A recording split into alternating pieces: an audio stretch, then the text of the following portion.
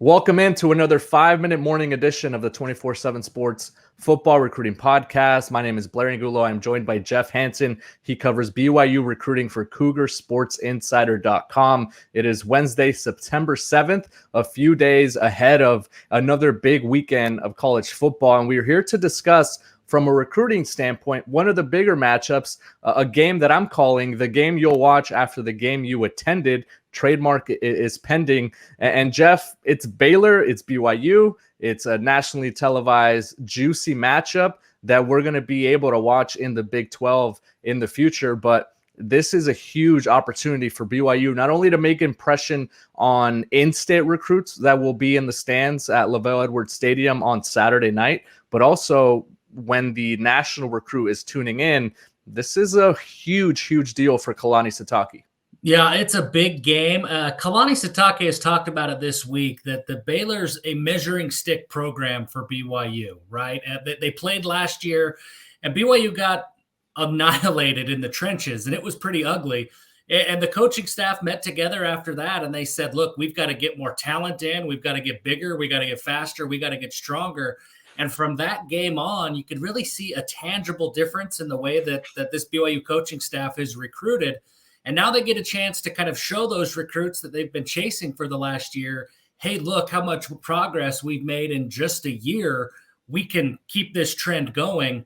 Or it could kind of backfire on them, right? If it doesn't go so well, maybe they still have a lot more work to do. So huge opportunity for Kalani Sitake to show these guys that hey, they are progressing as a program, and that BYU is a program that's on the rise.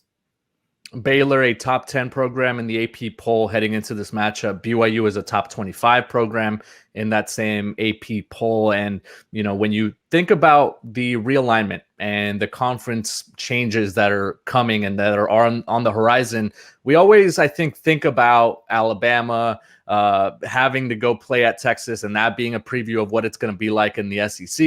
You know, you think about Oklahoma also headed to the SEC, maybe the movement that we've seen out west with UCLA and USC opting to leave the Pac-12 for the Big Ten. But this also, I think, is a really key opportunity for the national audience and for that national recruit to look at what BYU could potentially be in the Big Ten or in the Big 12. Baylor is now a measuring stick program, right? You think about the physicality that they bring.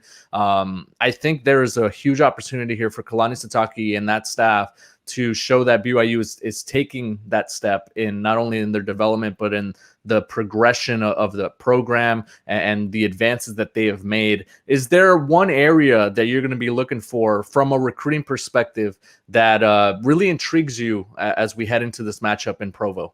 Yeah, you know, it's the way that BYU recruits speed. As you know, Blair, covering the West, BYU they've had success recruiting quarterbacks. They've had success recruiting linemen, but getting those skill position players has been a bit of a challenge, particularly on the defensive side of the ball. This week, they're going to host four-star defensive back Smith Snowden. That's a big deal for BYU. He's the kind of player that over the past 10 years of independence, BYU hasn't really got. And now they have a chance to make a statement against Baylor and show a four-star defensive back like Smith, hey, look, we can make this work at BYU and you can have a ton of success. I'm really excited to see what his reaction is to this game when he's able to take in what will be a Big 12 environment, right?